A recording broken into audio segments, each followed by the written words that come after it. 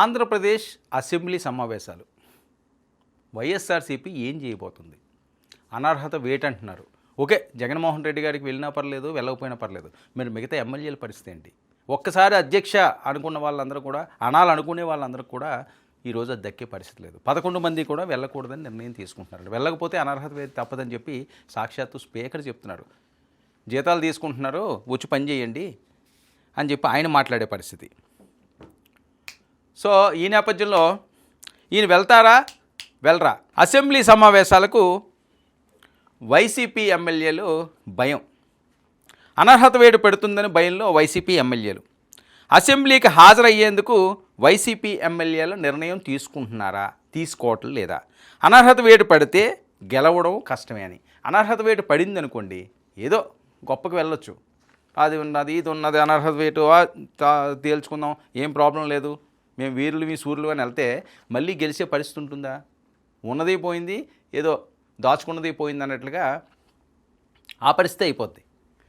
అనర్హత వేటు వేసి పోయింది అనుకోండి, ఇప్పుడు మళ్ళీ బై ఎలక్షన్ వస్తే గెలిచే పరిస్థితి ఉంటుందా? గెలకపోతే పరిస్థితి ఏంటి? అది ఇంకా బ్యాడ్ అయిపోద్ది. ఈ మీమాంసలో ఉన్నారని.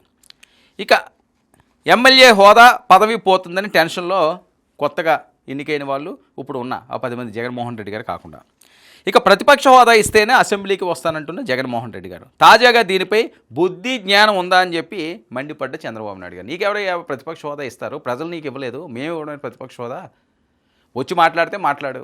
పులివెందుల ఎమ్మెల్యే అని డైరెక్ట్గా ఆయన మాట్లాడేస్తున్నారు. కానీ ఒక మంచి ఆపర్చునిటీ జగన్మోహన్ రెడ్డి గారికి వచ్చింది. మరి అది వినియోగించుకుంటారో వినియోగించుకోరో. కానీ జగన్ వైఖరి మాత్రం మారడం లేదు.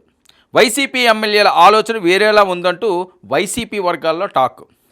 తామెందుకు అసెంబ్లీకి రాకూడదు అని వైసీపీ ఎమ్మెల్యేలు సీరియస్గా ఆలోచిస్తున్నట్లు ప్రచారం. అనర్హత వేటు భయమే ఇందుకు కారణమా? మేము ఎందుకు రాకూడదు అసెంబ్లీకి వెళ్తేనే కదా ప్రశ్నిద్దాం. ఒకవేళ ఏదన్నా తప్పు జరిగినా, వాళ్ళు ఏమన్నా కించపరిచినట్టు మాట్లాడినా, ఇబ్బంది పెట్టినా, అదేంది ఎవరో ప్లస్ అవుతుంది? వాళ్ళకే ప్లస్ అవుతుంది. కూటమికి నెగిటివ్ అవుతుంది. ప్రజలు చూస్తుంటారు, వాళ్ళు రమ్మన్నారు వచ్చిన తర్వాత అలా అవమానిస్తున్నారని చెప్పి అదే ఇబ్బంది అవుతుంది. కాబట్టి మరి ఆ రకంగా వెళ్తారా వెళ్ళరా అని వీళ్ళు ఆలోచిస్తున్నారట. వాళ్ళు కనుక హాజరైతే జగన్ పరువు రోడ్డును పడే అవకాశం. ఒకవేళ జగన్మోహన్ రెడ్డి గారిని కాదనుకోండి వీళ్ళు వెళ్తారా? వెళ్ళే పరిస్థితి ఉంటుందా? లేకపోతే జగన్మోహన్ రెడ్డి గారు ఉండిపోయి వీళ్ళు పంపిస్తారా? ఆ సాహసం చేస్తారా? ఎందుకంటే ఒక్కసారన్నా వాళ్ళు అసెంబ్లీకి వెళ్ళాలి. అనర్హత వేటు పడకూడదు. మళ్ళీ గెలిచే అవకాశం ఉంటుందో ఉండదో చెప్పలేము. అది గాల్లో దీపంలో ఉంటుంది.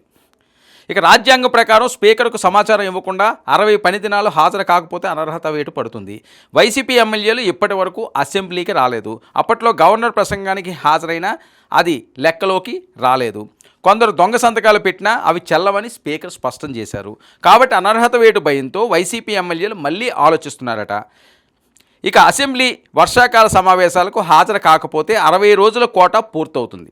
అందుకే వైసీపీ ఎమ్మెల్యేలు అసెంబ్లీకి హాజరు కావాలని అనుకుంటున్నారని. ఇక ఎమ్మెల్యేలు అసెంబ్లీకి రాకపోతే అనర్హత వేటు స్పష్టం ఖాయమైపోయిందని. అలా అయితే ప్రజలకు మొహం చూపించుకోవడం కష్టం. ఉప ఎన్నికల్లో మళ్ళీ గెలవడం చాలా అసాధ్యం. ఎందుకంటే అసెంబ్లీకి మీరు వెళ్ళొచ్చు కదా, మళ్ళీ ఎందుకు ఓటు అడుగుతున్నారంటారు. అనర్హత వేటు పడింది అనుకుందాం, మళ్ళీ నియోజకవర్గాలకు వెళ్తారు, మళ్ళీ వాళ్ళకే టికెట్లు ఖచ్చితంగా ఇస్తారు. వెళ్ళాక మీరు ఎందుకు వెళ్ళలేదు అసెంబ్లీకి అంటే ఏం చెప్తారు? మాకేమో ప్రతిపక్ష హోదా ఇవ్వలేదు అందుకని వెళ్ళలేదంటే ఏమంటారండి జనాలు? చీ కొడతారు. అది కూడా ఆలోచించాలి కదా. నేను గెలిపిస్తే నువ్వు అసెంబ్లీకి వెళ్లకుండా మళ్ళీ వస్తారు. పోనీ గెలిచారు అనుకుందాం, మళ్ళీ 11 సీట్లు గెలిచేశారు, ఫలితం మళ్ళీ అసెంబ్లీకి వెళ్ళరు. ఎందుకు గెలిపించాలని వాళ్ళు ఆలోచిస్తే చిన్న లాజిక్ కదా ఇది. మళ్ళీ ఎందుకు గెలిపించాలి మిమ్మల్ని మీరు వెళ్ళినప్పుడు? ఒకసారి అవకాశం ఇచ్చాం కదా అని ప్రజలు ఆలోచించి ఆ సీట్లన్నీ పోతే ఇక అందుకే వైసీపీ ఎమ్మెల్యేలు పునరాలోచనలో ఉన్నారట. చాలామంది తొలిసారి ఎమ్మెల్యేలు అయిన వాళ్ళు ఉన్నారు. ప్రస్తుతం వైసీపీలో అధ్యక్ష అనకుండానే వారి పదవి పోయే ప్రమాదం పొంచి ఉంది. జగన్మోహన్ రెడ్డి గారికి అయితే ఇది మంచి అవకాశం. ఖచ్చితంగా 11 సీట్లు వచ్చినప్పటికీ కూడా 40% ఓట్ బ్యాంక్ ఆయనకు ఉంది. ప్రజా సమస్యల మీద అసెంబ్లీలో మాట్లాడడం వేరు, బయట మాట్లాడడం వేరు. ఆ ఎమ్మెల్యేలు నియోజకవర్గ సమస్యలను అసెంబ్లీలో ప్రస్తావించడం వేరు, ఆ ప్రాంతాలకు వెళ్ళి మాట్లాడడం వేరు. అది ఎవరు కూడా పెద్దగా పట్టించుకోరు. అసెంబ్లీలో నువ్వు ఏది నీ వాయిస్ రైజ్ చేస్తావో సక్సెస్ఫుల్గా అవుతుంది. టీడీపీ వాళ్ళు గతంలో చేసింది అదే. ఆ 23 మంది ఉన్న వాళ్ళందరూ కూడా అసెంబ్లీకి ఎందుకు వచ్చేవారు, ఎందుకు పోరాడేవారు, ఎందుకు వీళ్ళు అవమానిస్తారని తెలుసు, కించపరుస్తారని తెలుసు, అన్ని రకాలుగా మాట్లాడతారని తెలుసు. కానీ ఎక్కడా కూడా వాళ్ళు భయపడలేదు, తగ్గలేదు, ముందుకు వెళ్ళారు, సక్సెస్ సాధించారు. అదే పరిస్థితి ఈరోజు జగన్మోహన్ రెడ్డి గారు కూడా వాళ్ళ టీంతో వెళ్ళి సాధించుకుంటే రానున్న రోజుల్లో వాళ్ళ వైపు ప్రజలు చూస్తారు. లేదు అనుకుంటే బై ఎలక్షన్లు వచ్చినా ఏ మొహం పెట్టుకుంటూ వీళ్ళు ఓట్లు అడగగలరు. ఇచ్చిన అవకాశాన్ని వదులుకుంటూ అసెంబ్లీకి వెళ్లకుండా ఈ రకంగా ఉంటే వాళ్ళకి కలిసి వచ్చేదేంటి? దీనివల్ల వైఎస్ఆర్సీపీ ఎమ్మెల్యేలు టెన్షన్ పడుతున్నది, ఆ క్యాడర్ కూడా ఏంట్రా బాబు జగన్మోహన్ రెడ్డి గారు ఏం చేస్తారు, ఇప్పుడు వెళ్ళాలా వద్దా, వెళ్తే ఆయనతో చిక్కు, వెళ్ళకపోతే మన పరిస్థితి ఇంకంతే, ఏదో గెలిచామన్నది రాసుకోవడానికి బాగుంటుంది మాజీ అని చెప్పి, అంతకు మించి కలిసి వచ్చేది ఏమీ లేదని టెన్షన్లో ఉన్నారట.